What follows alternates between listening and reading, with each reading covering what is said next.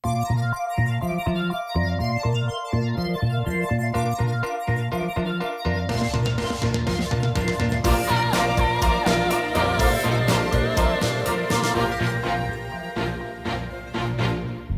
tayo sa court. Pag natalo kita, lalayo mo si Cindy. Pag natalo mo naman ako, hahayaan ko na kayong dalawa. Dito raw natulog si Lucas kagabi Totoo ba?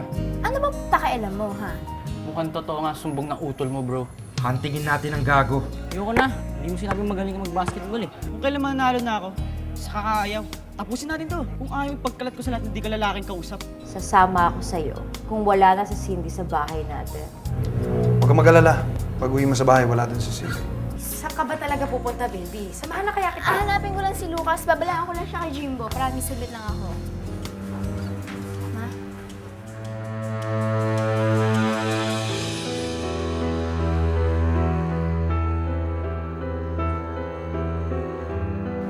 Anong ginagawa niyang batang yan dito, Robert? Akala ko ba pinalayas mo na siya? Bakit nandito pa si Cindy? Bakit nandito pa ang taong pumatay sa anak ko?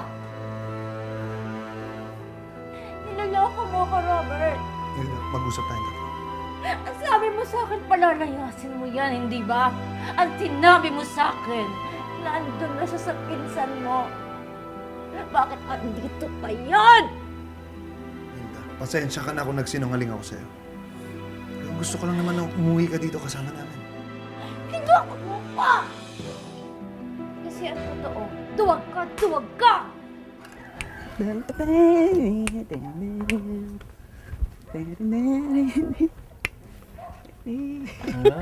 Nadinig ko na naman, tentenin na yun. Labi tayo. Manabi na. Oh, ba? Ayos Ano yan, ha? Bakit parang kanina pa kita nakirinig doon sa banyo, napitik-pitik na ganyan, tapos meron ka pang kanta. Good mood, ha? Ano bang kwento, Dodong? Anong nangyari? Huwag na, Unay. Sa akin na ho yun. Hindi mo kaya paalisin yung anak mo, yung lecheng anak mong yan! Kung hindi mo kaya, ako ang magpapalaya sa kanya! Hindi ka nga dito, peste ka! Ate! Ate, nasasaktan ka! Wala ako magwala dito yan! Dito! Bakit maririnig tayo? Wala akong pakialam sa kanila, Val! Wala akong pakialam sa kanila!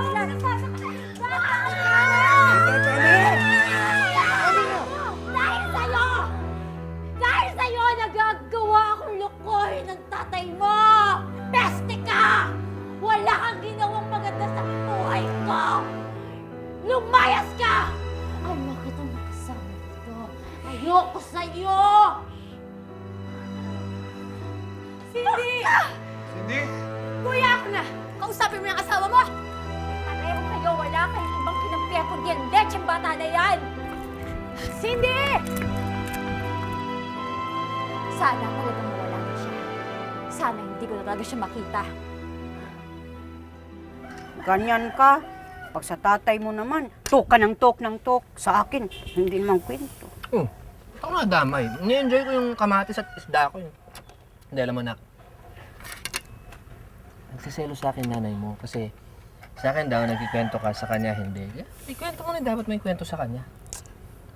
Huwag na ho. Diyahe yun eh. Basta isa lang ang masabi ko. Burado na ho si Lucas. Dahil sa'yo, hindi ko na makikita si Cindy. Pahamak ka. Wiset, ano ginagawa niya? At pinag-initan niya yung bola. Tuturuan natin ng leksyon ng gago. Hoy, Lucas!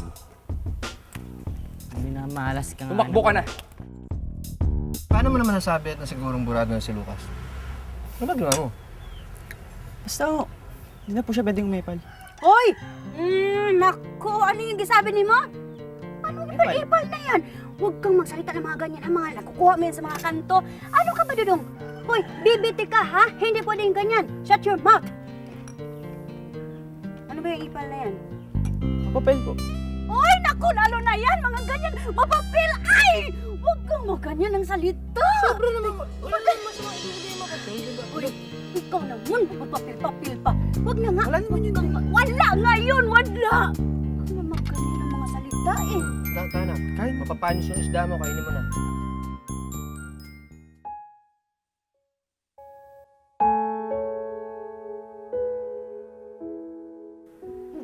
kayang paalisin yung anak mo, yung lecheng anak mong yan!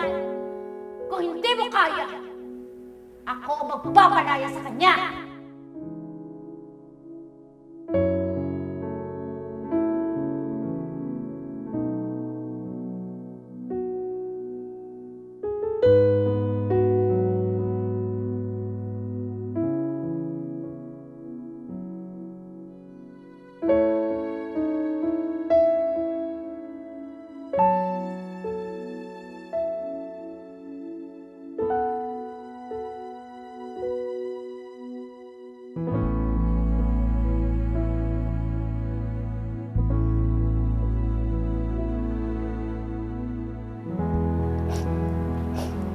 Ay, ne, bakit ka umiiyak? May problema ka ba?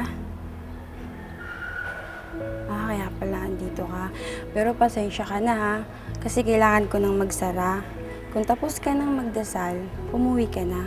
Okay lang ba? Opo.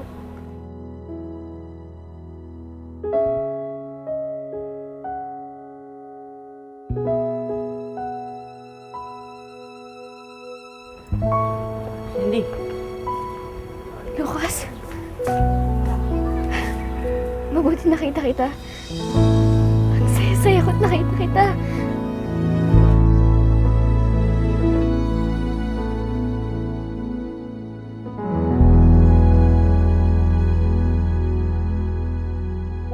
Mga kapuso, at mga ka-first time, iniimbita po namin kayong pumunta sa aming first time Grand Fans Day. sa March 7 Alas 4 ng hapon sa SM San Lazaro. at may first time Grand Fans Day registration din. Marami kaming surprise ang inihanda para sa inyo. At sigurado mag-e-enjoy kayong lahat. Kita-kits mga kapuso.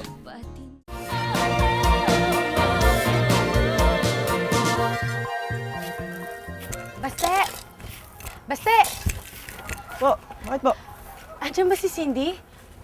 Wala po dito. Oh. Marcel, Val, bakit mo hinahanap si Cindy? mukhang nagdamdam po kasi sinabi ni Ate Hilda kanina eh. Baka lumayas na ng tuluyan yung pamangkin ko. Baka hindi na namin makita.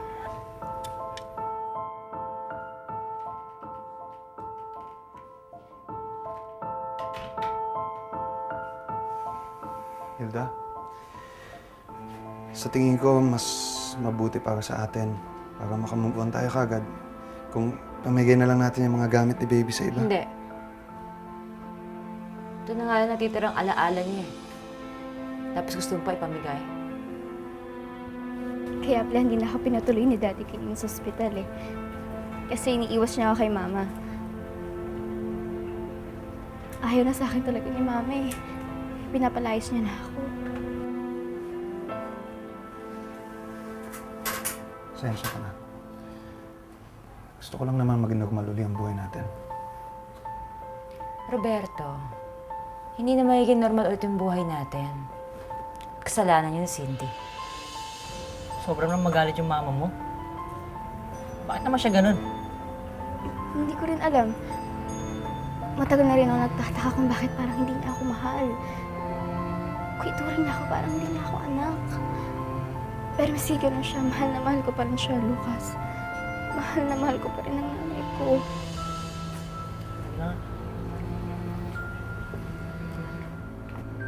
Lahat na lang sinisisi mo kay Cindy. Eh di sige, pagtanggol mo ulit yung anak mo. Hindi ko siya pinagtatanggol, pero sawan-sawa na ako. Lahat na lang ng bagay sinisisi mo kay Cindy. Kahit na hindi niya kasalanan. Lahat ginagamit mo para mawala siya sa buhay natin. Totoo naman, di ba? Simula pa lang, ayaw mo na sa anak ko.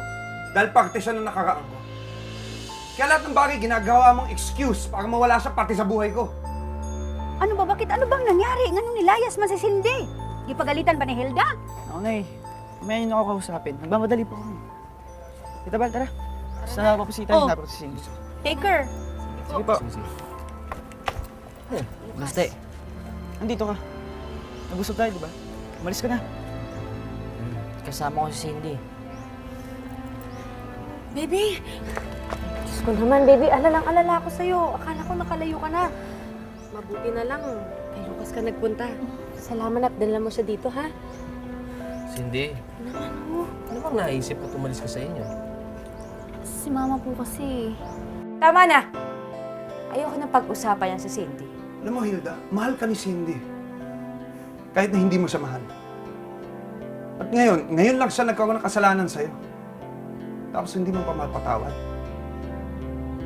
Samantalang ikaw, lagi ka niya pinapatawad. Kahit na sobrang dami ng kasalanan mo sa kanya. Huwag mo nang intindihin ng mama mo. Hindi ka naman niya pwedeng paalisin. Hindi kami papayag ni Kuya. Ay, uwi kita ngayon din, ha? Eh, paano po si Mama? Baka magalit po siya pag nakita niya ako ulit. Ay, naku. Baka po palayasin siya ulit eh. Kaya kung pwede po sana, dito muna siya kay Baste. Oo nga, Tita Bal. Mas okay po na dito pala si Cindy. Hindi na. Kami ang pamilya ni Cindy, kaya dapat nasa amin siya. Huwag mong intindihin yung lakarit mong nanay.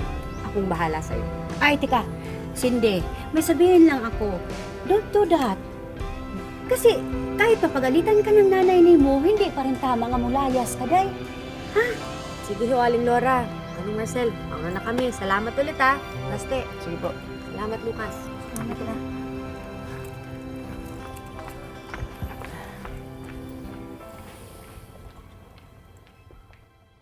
Ate, andyan ba si Cindy? Kasi umalis siya kanina. Ngayon, hinahanap pa siya ni Val. Eh, hindi ko alam kung nakita na sila. Oh, sige. Basta pag nakikita kayo, pakitawagan na lang agad ako. Thank you. Kuya! Sige na. Cindy, Huwag ka na matakot. Daddy?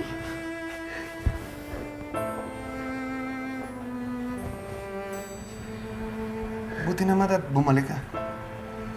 Okay lang po sa inyo bumalik ako. Of course. Kung alam mo lang. Ngayon makakahinga na ako ng maluwag. Dito lang anak ko.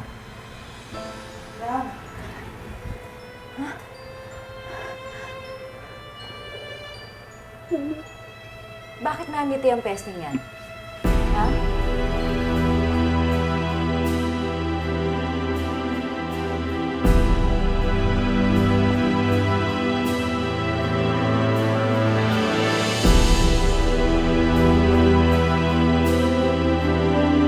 Mga kapuso, At mga ka-first time, iniimbitahan po namin kayong pumunta sa aming first time Grand Fans Day. sa March 7 Alas 4 ng hapon sa SM San Lazaro. at may first time Grand Fans Day registration din. Marami kaming surpresang inihanda para sa inyo. At sigurado mag-e-enjoy kayong lahat. Kita-kits mga kapuso.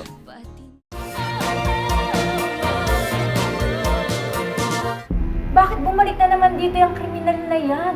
Hilda, tama na.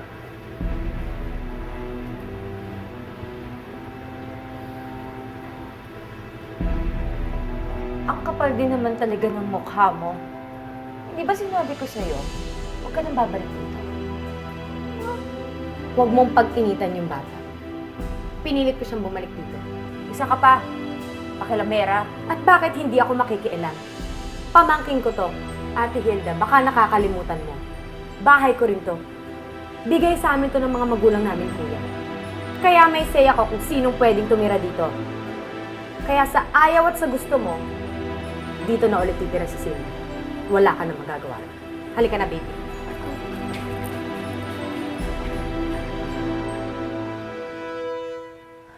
May pasok na bukas, ha? Nagawa niyo na ba yung mga assignments niyo? Dad, hindi mo naman ako kailangang i-remind pa eh. You know how diligent I am, diba? Dapat ito si Lucas yung nire-remind mo. For sure, hindi na naman niya nag-review. I'm sure. Eh, kadarating lang yan eh. It's okay, Lucas. Gusto mo, tulungan lang kita sa homework mo later. Tama! Nang hindi naman mukhang kawawa to si Lucas sa school. Tama.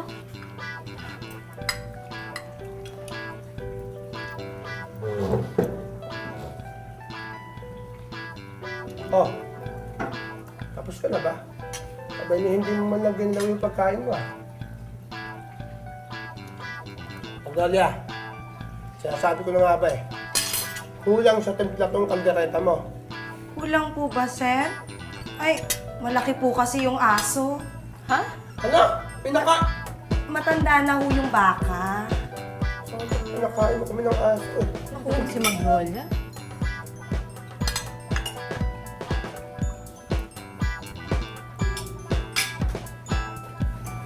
Baka may problema. Sige na. Ate, try mo magpa-hair treatment. Kung ano-ano yung pinagsa... Sige na, kumain na. Kumain ka na lang. Kumain na muna kayo. Kakausapin ko lang yung bata.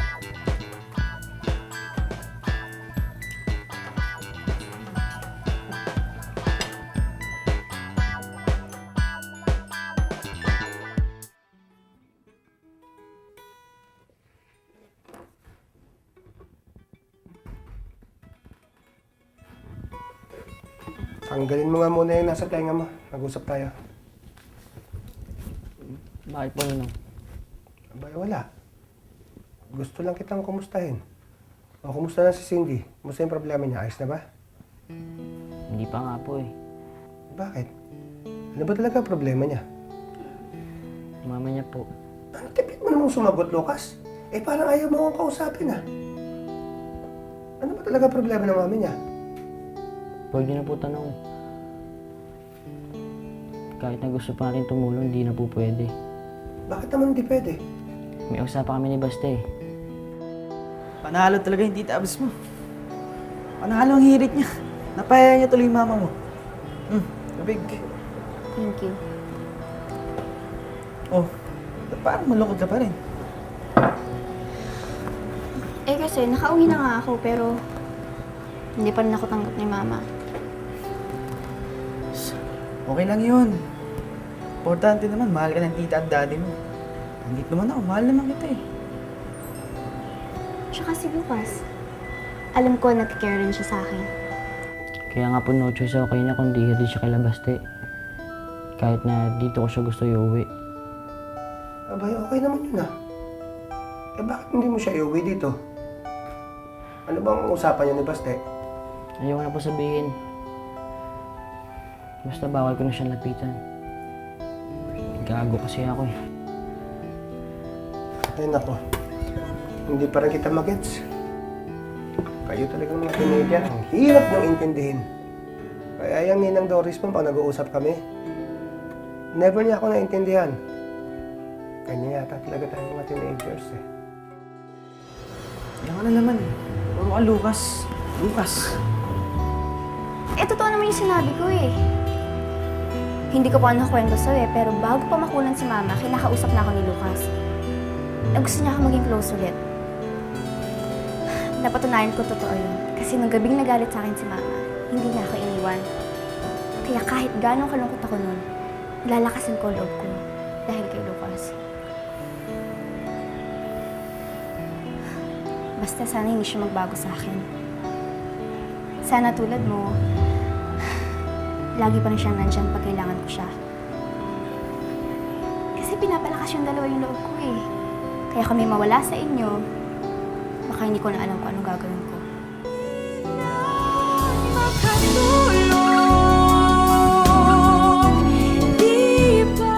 Mga kapuso, At mga ka-first time, iniimbita po namin kayong pumunta sa aming first time Grand Fans Day. sa March 7 Alas 4 ng hapon sa SM San Lazaro. at may first time Grand Fans Day registration din. Marami kaming surpresang inihanda para sa inyo. At sigurado mag-e-enjoy kayong lahat. Kita-kits mga kapuso.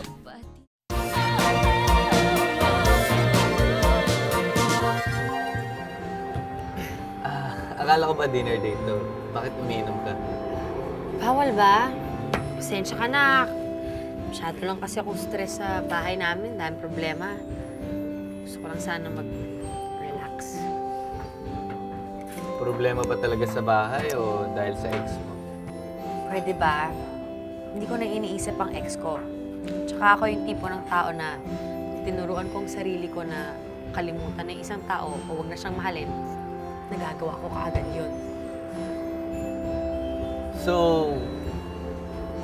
pwede mo rin magturuan yung sarili mong magmahal ng isang tao? Bakit? Gusto mo bang mahalin kita? Ang prangka mo naman. Aminin mo naman kasi, type mo talaga ako. Pero sorry, Coach Ted. Hindi ko pa kaya turuan ang sarili kong magmahal ulit. So, teka lang. Paano ba masabing mahal mo ng isang tao? Basta, bigla na lang naman dumarating. Kapag may ginawang something special sa akin, tapos na-touch ako, bigla akong sisinukin. Yun, dun ko nalalaman na in love na nga ako. Sinok, seryoso ka? Nakakatawa pero seryoso yun. Alam mo, hindi ko nga alam kung anong connection ng pagsinok ko ha. Pero basta alam ko sa sarili ko na yun ang sign na in love na ako. Totoo! Okay ka lang? Wala ka bang planong sinokin ngayon? Asa ka pa. Sige na, kumain ka na nga. Since, sorry kung selfish ako. Sorry kung gusto ko tagakin kay Lucas. Ayaw lang kita i-give up.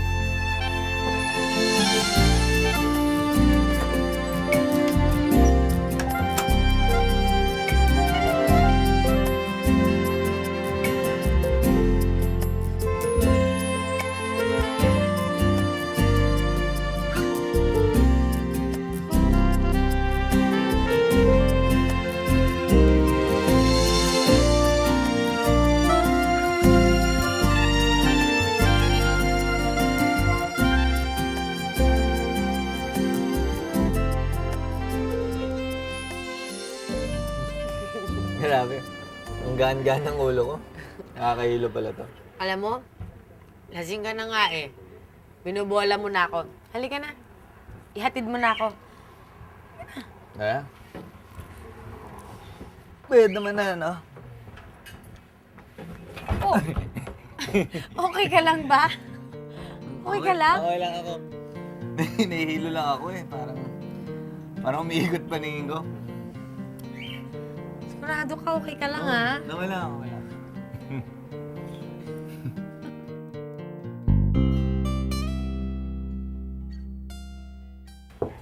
Abs? Daddy? Abs? Daddy?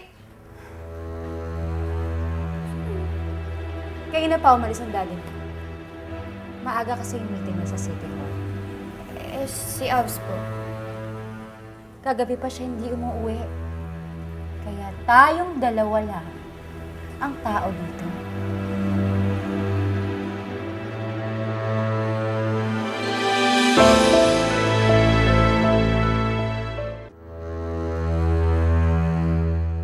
Huwag kang aasa, mamahalin kita dahil kahit kailan, hindi kita mamahalin dahil hindi kita tunay na anak.